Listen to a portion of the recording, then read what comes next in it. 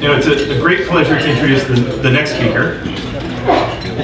You probably, if you bought a ticket tonight, you probably already know him. A native of Portland, Maine, he has hosted a weekly radio talk show at WRKO, AM 680, since 1994. He's a columnist for the Boston Herald. In 2006, he became a book author with the publication of the New York Times bestseller, The Brothers Bulger, about Billy Bulger and James Whitey Bulger. We all know what happened to him. Howie's second best-selling book, titled Hitman, was released in April 2011 about Johnny Martin. I'm sorry, I'm going to butcher that name. Martirano. His recent book, titled Hard Knocks, delivers a hard-hitting tale of survival, betrayal, deceit, and murder. Not your typical soft read, but very powerful and very popular. Please join me in welcoming Howie Carr.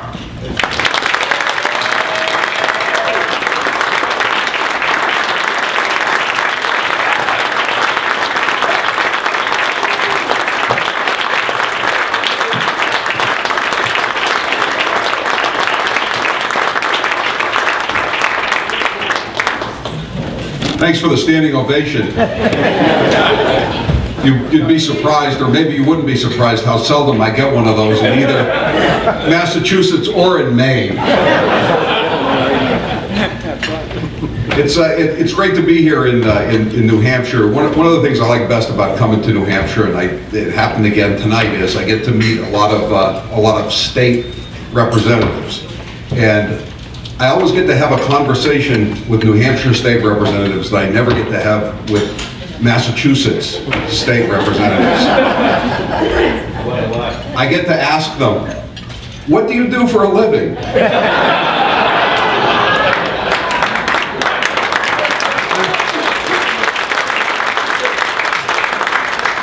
I have to correct Kevin Smith on a couple of things. Number one, Kevin, I am Deval Patrick's worst nightmare.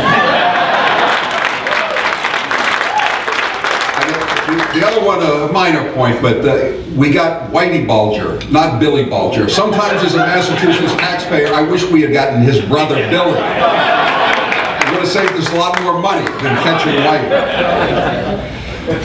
But it's great to be here. I'm looking here at these lights. Makes me think of the President of the United States. Totus is right here. Have you noticed though that Totus has betrayed him lately? Like when he was he was with the president or whatever of Argentina. And first, our greatest ally, the country that stood with us and throughout these long years of war, Great Britain. He refuses to call the Falkland Islands the Falkland Islands. The Argentinian name is Malvinas.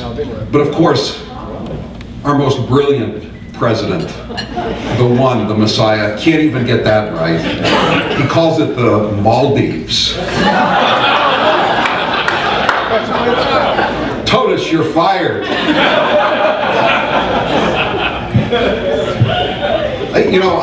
I appreciate the fact that a lot of you here up in New Hampshire listen to my show. It's as you may know, in Massachusetts, I call it a political show. Up here in New Hampshire, I understand it's more of a comic show. Unless, of course, you happen to work in Massachusetts, in which case you're paying for a seat you don't even get to see the game from. I don't blame if you guys want to strip Massachusetts bare. I mean, we have it coming to us. There's no question about it. We elect these people. I don't know if you heard the show yesterday, but we now have a woman running against Scott Brown for the Senate, and socialist. She's an Indian. You didn't hear this? We call her Granny Warren, but we're gonna have to change her name to Pocahontas Warren. She claims, she provided the intellectual foundation for the Occupy movement. Which is funny because she's worth $15 million. She's part of the 1%. But she says she provided the intellectual foundation. We have a tax in Massachusetts, as you know. You may know this from listening to my show. We have fun with it. It's one of the few good things by Speaker O'Brien's former law partner, Tom Finneran, who I call Felon Finneran. He is a felon. He put this through a few years back. There's so many liberals in Massachusetts. You think you got a lot of people reading the Concord Monitor up here? I mean, it's nothing compared to down there. They have box 22 on the income tax form, and so if you're really concerned about the children, if you're really concerned about the most vulnerable members of our society, the people who've fallen through the safety net of the Bush-Reagan years, you can check that off and pay higher taxes. That's what even the liberals laugh when they're afforded this opportunity. So of course, Pocahontas was asked, you want higher taxes on everybody. You think it's necessary for the middle class. Did you check off the box? I asked her that, and an hour or so later, I got back an email response from her campaign spokeswoman. Scott Brown voted for big oil. I said, I don't think that was the question I asked. So she finally admitted, no, she didn't make a charitable contribution. So now, though, it's come out that back in 1996, Harvard Law School, where she teaches, she's very concerned about the price of education, as all occupiers are, I mean, that's why she's decided to scrape by on a mere $310,000 a year and a no-interest loan from Harvard of $50,000. But they were having a problem because they had an all-white faculty. So all of a sudden, a Native American appeared on the horizon.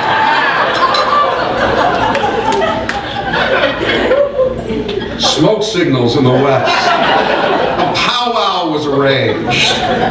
And all of a sudden, Elizabeth Warren is on the faculty at Harvard University claiming to be an Indian. Yesterday she said, I didn't even know they were claiming I was an Indian. So someone said, how did you find out? She said, I think I saw it on the front page of the Herald this morning. I don't know, what is it about New England? I was born here. I've lived all over the place. My father even worked in Whitefield for a while. Who knows where Whitefield is? Yeah, the Mountain View house, and now the Mountain View Grand. That's where he worked. I've lived all over the place, and I was born here. What is it? Why are we bringing in these women from the Midwest to be the U.S. senators? I think you know the first one I'm referring to, don't you? From the show me state of Missouri, Jeanne Shaheen. And now we have down in Massachusetts, Pocahontas Warren. The Globe won't even call her on my show, every time we used to play Oklahoma every time I mentioned her name. Now we play the tomahawk chop.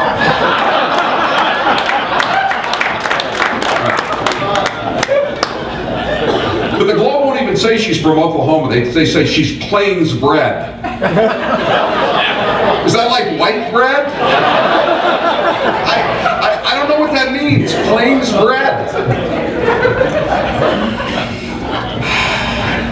She was raised in poverty, that was the first story.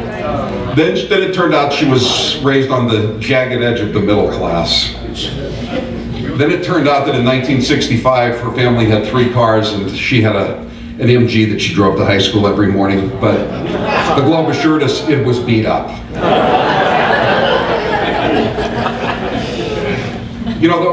Massachusetts and New Hampshire, though, of course, share many of the same problems. And by the way, I would like to say, since I'm in Nashua, someone has been letting me down lately. I used to get the police blotter from the Nashua Telegraph, and that would provide me with a lot of bugle material for my illegal alien driver segment every evening. But I haven't. Someone hasn't been sending that along, and I'd like to make it a pitch right now to get that coming back to me. You can either fax it to me or just slip it into the snail mail. But we both have problems with illegal aliens, and we both have problems, as I know from my texting, my texters, that we both have a problem with the electronic benefits transfer card, AKA EBT cards. Is there anything, someone I was speaking to tonight said, yeah, both states have a problem. The difference is New Hampshire is trying to do something about it. We wouldn't want to do anything about it, though. As Governor Deval Patrick always says, these are just anecdotes. You know, every day there's a new anecdote about EBT cards. And you know, a couple of weeks ago, I was talking to the guys from GrokTV over there, and they want to do more investigative reporting. And I told them the reality of investigative reporting is it's not so much sleuthing as snitching going on. And I got a great EBT story the other day. Snitching. The cops, the Boston cops, just faxed it to me. They faxed me a police report about this guy who was a convicted heroin dealer who was arrested and charged with heroin possession with intent to distribute within 1,000 feet of a school, et cetera, et cetera, et cetera. And so they let him make his one phone call. And one of the officers overheard him saying, get my EBT card and get down to the ATM machine to get me some bail money so I can get out of here tonight. That was on a police report. A police report. And it's the same thing here. You know, this is what it's all about. You know, the guy I get my T-shirts from, Bob Berg in Coretta, Maine. He goes around. He's a salesman. You know, in addition, that's how he sells his T-shirts. And he goes around to all these places of business, and he sees these places there. I'm sure it's the same in New Hampshire. They start out. They're supposed to be selling food, right? They're supposed to be selling food or something you can eat. And he goes into these places where there's no food. It's like the old days in the North End of Boston when you had these bookie joints, you know? And they claimed they put down Sal's Grocery. And you'd go in there and there'd be like 2 cans of tomato sauce. And they'd have this much dust on it. It's just a different scam going on now. They're not taking numbers anymore. They're giving out free money to these welfare recipients. And then you know, I talked to the state reps but Bob Berg was telling me that he was at a place at a supermarket, and they had cameras up in the you know, surveillance cameras. And this girl, a young girl, came in about 18 years old. She had a $60 ham. She wanted to return the $60 ham that she had bought the night before. I mean, you don't buy a $60 ham on it's not a whim purchase, right? So she brings it in and she says, I want to return this for money. I don't want it anymore. And the grocer says, did you buy this with cash or an EBT card? And she said, I bought it with cash. And he said, wait right here. And he went back to the back room and he played back the surveillance. And I guess I don't have to tell you the rest of the story. She was paying for it with an EBT card. This is what everybody is up against here. I mean, it's you know, we who pay taxes are almost outnumbered now.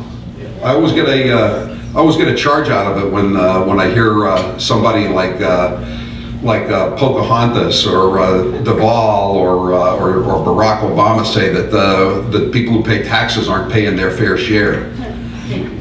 Let's see this. 49% of the population pays 0% of the taxes, and 51% pays 100%. So tell me who's not paying their fair share. And I think it's only going to get worse. If this guy gets reelected, I don't even know where it's going to end. I mean, it's just horrible. To contemplate what he could do. I mean, I just think about you know, appointing 2 or 3 more Elena Kagans to the Supreme Court. mean, you know, she went to she's another one of these Harvard Law School people, right? Barack, Duvall, Elena Kagan, now Pocahontas. She wants it. We elect her. What could possibly go wrong?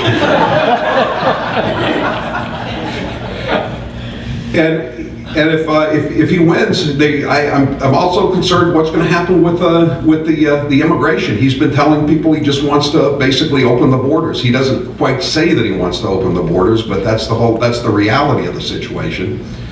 Oh, that reminds me of another great thing. You know, why can't one of Obama's illegal alien relatives move to New Hampshire? So you guys can pay for him rather than us. Why do we get to celebrate all this diversity? I got a fax the other day. I don't know how the hell I got this fax. Auntie Zatuni, if you can believe this, has written an e-autobiography. I'm not making this up, an e-autobiography. And it's the story of, this is the word that really got me, it's the story of her triumph. She's on welfare. She's an illegal alien who got fake asylum, and now she's on Section 8, Mass Health, EBT cards. Thank God she's not on WIC. But see, this is a Republican crowd. Not everybody got the WIC joke. If I was in Massachusetts, that would have gone over big time. So, one thing about being in Boston, though, I never have to worry about anything about what I'm going to talk about that afternoon. There was always something coming along, and I know that most of you listen to me on WRKO if you listen to me, and I'm just gonna make a pitch here tonight. I'm trying to get out. As you know, I've tried to get out before, but I've been someone's got a file into my cake at the radio station, and so I'm sawing the bars out, and I'm going to be ready to make another run for it. I'm going to try to go on the lamb to the FM side of the dial, and then where you'll be able to hear me. And I've got an associate with me here tonight, Justin. And afterwards, I'd like to get everybody's email address that I don't have, just so I can let you know, because someday I'm going to get out of there, you know, someday. I know Charlie Manson says that too. I think I got a better chance than him. And I want you to be able to. You'll be the first ones to know. You sign up for my email blast. You'll be the first ones to know when I get out of there. And I'll be at a station. I'll still be listenable in New Hampshire. Believe me, I love New Hampshire. I love being up here. And I did sell my place. I must say that. I had a place in Lincoln. People know Lincoln, right? Yeah.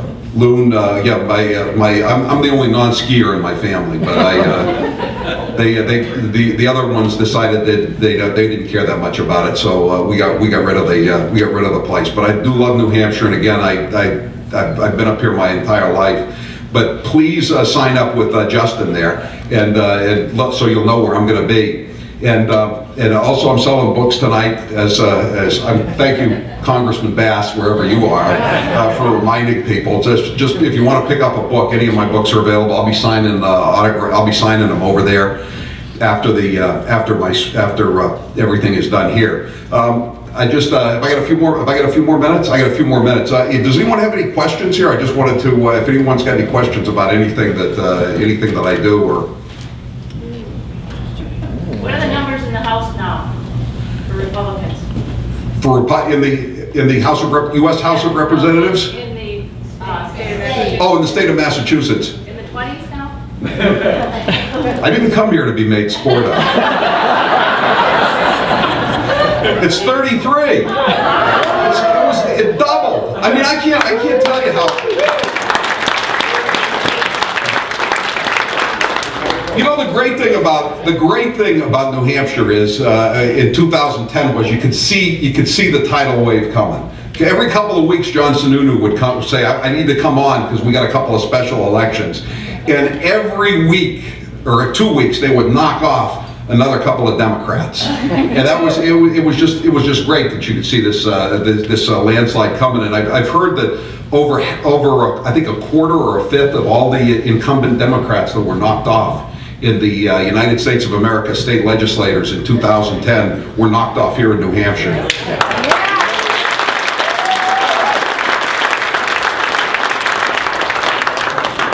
I've been wondering why it takes a little longer to get a cup of coffee at the McDonald's drive-thru window.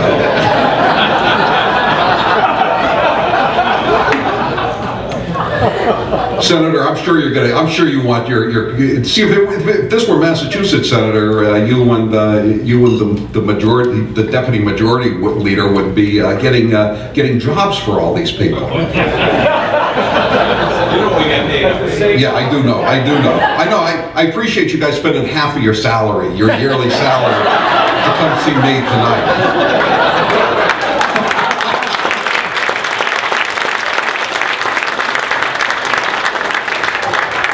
I don't know, you know, we have another, again, I not only take part in a comedy radio show, but I work for a newspaper that is a comedy newspaper. If you live in New Hampshire, we have Governor Deval Patrick, my dear friend, has now, he doesn't want to do anything about EBT cards because those are just anecdotal stories. But he wants to hire some new school vending machine inspectors, AKA food cops. No kidding, he does. They want to increase the tax on vending machines from $3 a year to $27 a year to hire the food vending cops, vending machine cops. And you know, I mean, I don't have to tell you how many, you know, how many vending machine cops they're going to be able to hire, you know, probably $200,000 a year. This is the way it is. But you know, you guys are so lucky that you have a two-party state up here, or a 1.5-party state, the half being the Democrats at this point. And I hope, yes sir, Mr. O'Brien. Thank you for remembering my name, I appreciate that. About a week and a half ago, I heard you talking about how the Massachusetts driver's license is not going to be allowed by Homeland Security as identification. Yes. What is the story? Because they give them away, or? Because they're not engaging in any kind of security. You know, it's really weird. I have two daughters that have just gotten their licenses in the last year. And they had to come up with all sorts of. I mean, they had to come up with the usual stuff, the driver's ed certificate, the birth certificate, all this stuff. You know, Uncle Omar. What's your name? Uncle Omar. Hey, that's good enough for us. That's all they do. That's all they do. You can't believe. Go to the Registry of Motor Vehicles website in Massachusetts, and you won't believe it. They might as well say, here's the set of rules for U.S. residents and legal aliens. Here's the set of rules for illegal aliens, and that would be a blank page. And so they're just going to. We're one of the 5 states that basically has no security, and they're going to. They're going to just like not. That's going to be a. I'm telling you, that'll be quite a surprise, won't it? When everybody flies to Florida for Christmas, and then they decide to come back on New Year's Day, and they get turned away at the gates everywhere. Not just in Florida, everywhere in the world, in the United States, they'll be turned away unless something happens. They won't do it. They won't do anything. Just like they won't do anything about secure communities. I'm sure New Hampshire's part of secure communities, right? I mean, this is a very, very controversial program. It enables the local cops to interact with the federal immigration agencies and law enforcement agencies to determine if a violent criminal is an illegal alien, so that the illegal alien can be deported from the United States. Oh Oh, racial profiling, xenophobia, all that good stuff, you know? Yes? Well, Howie, I want to ask a serious question. I mean, you brought it up, and it's you think about the 51, 49%. I mean, we are a nation that is becoming an entitlement nation. And Yeah. it's about the mindset of Americans. How do we turn this around? I mean, I'm scared to death of this presidential election. I mean, I've told people I'm moving to New Zealand if Obama wins. I'm scared to death. I mean, we have got, I feel like we've got just a few years or we're done as a nation. Yeah. I don't know. I mean, all these, you read the stories in the Wall Street Journal about all these people that are going on to disabilities. SSDI has like doubled, I think, in 6 or 7 years. And it's amazing that people seem to develop these disabilities just when their 99 weeks of unemployment runs out. But, in a way, I mean, it's appalling that they do it, and they're obviously ripping off the system. But, what are they supposed to do? There aren't any jobs. I mean, the economy is cratered. The economy's got to be turned around. The first thing you have to do is just end the welfare state. Somehow you got to end the welfare state.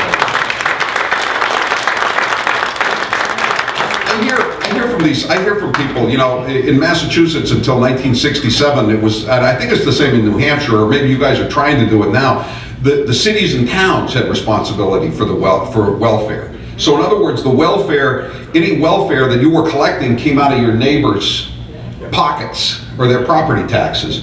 So everybody was very concerned. I got a call after one of the EBT columns I wrote from a guy in East Boston. He was of Italian descent. He said his father died in 1939. And they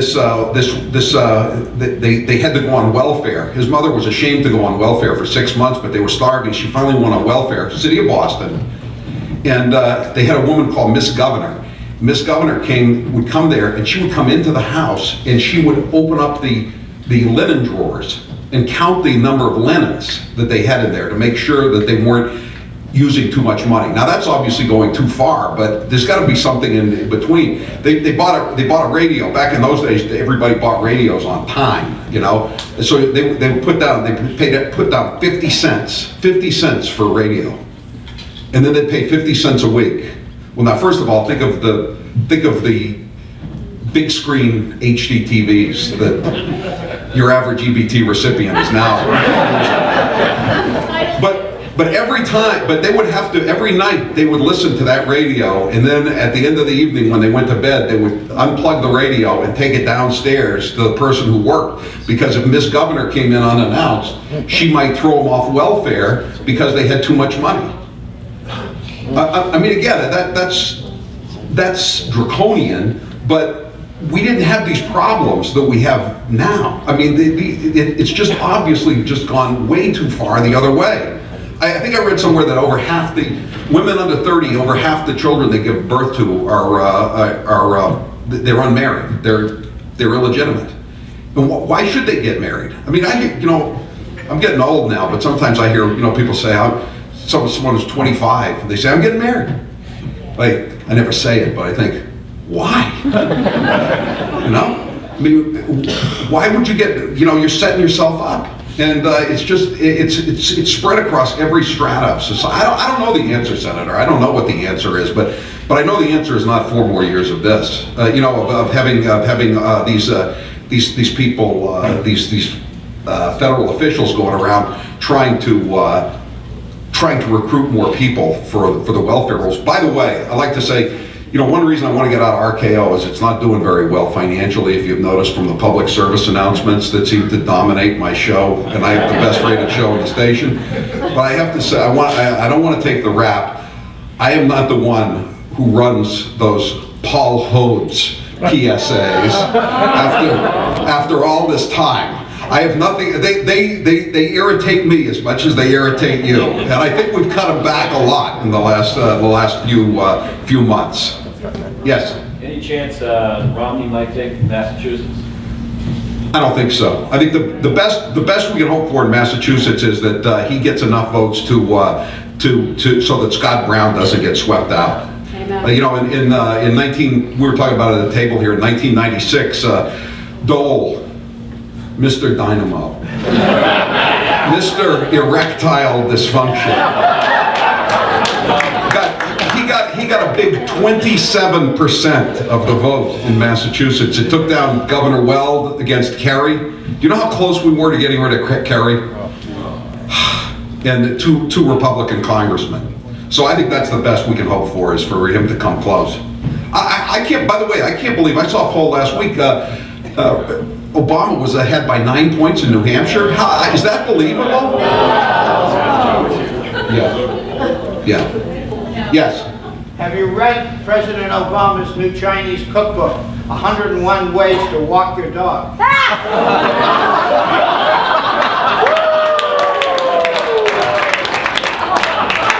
I think I'll steal that on Monday.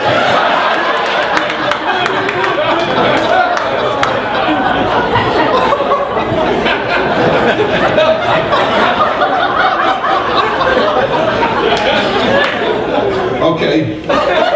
Yes? What's your joke? Better be better than that one. Do you know what Homeland Defense is going to do with 500 million bullets? I don't know. No. What do you think? Store them up until they need them.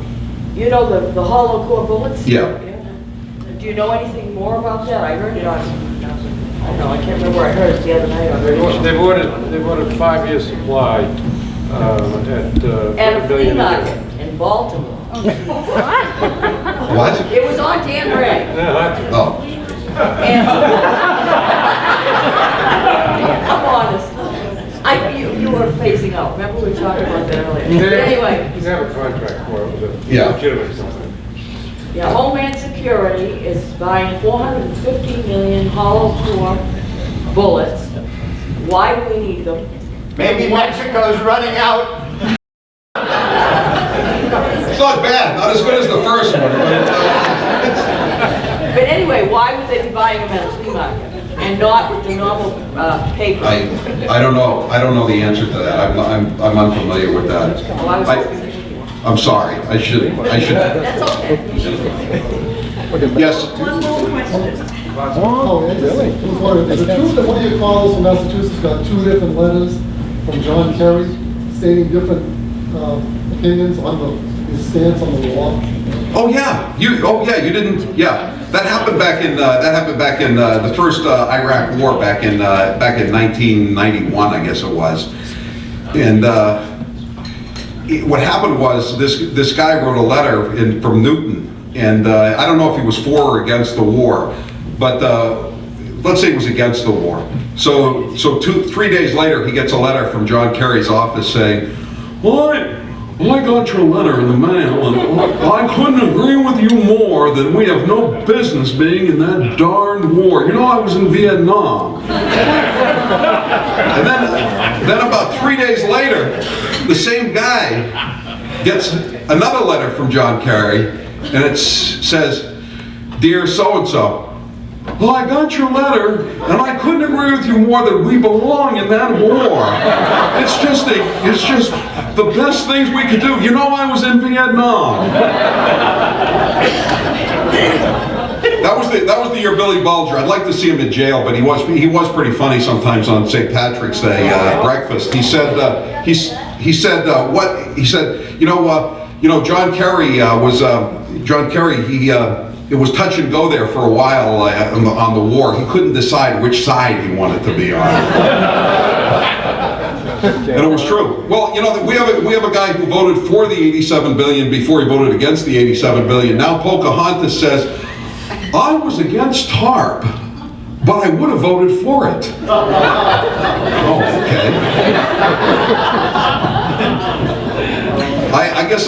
I guess being of European descent, I don't understand that Native American wisdom of Pocahontas.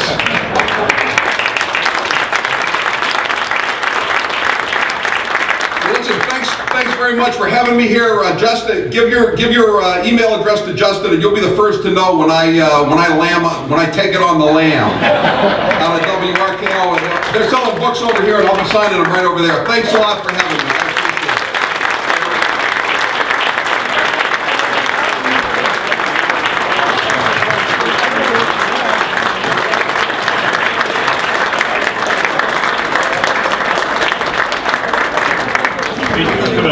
gift to thank Howie for coming. It's, Thank you.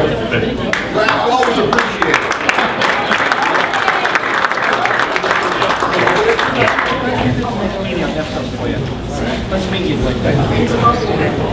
It's a bobblehead? We're well known for our state motto of live free or die. And so to remind you of our state motto, we have a General John Stark bobblehead.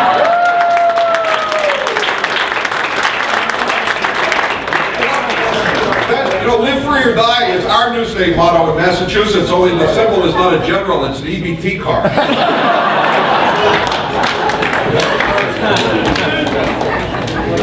Plus we got a kid state.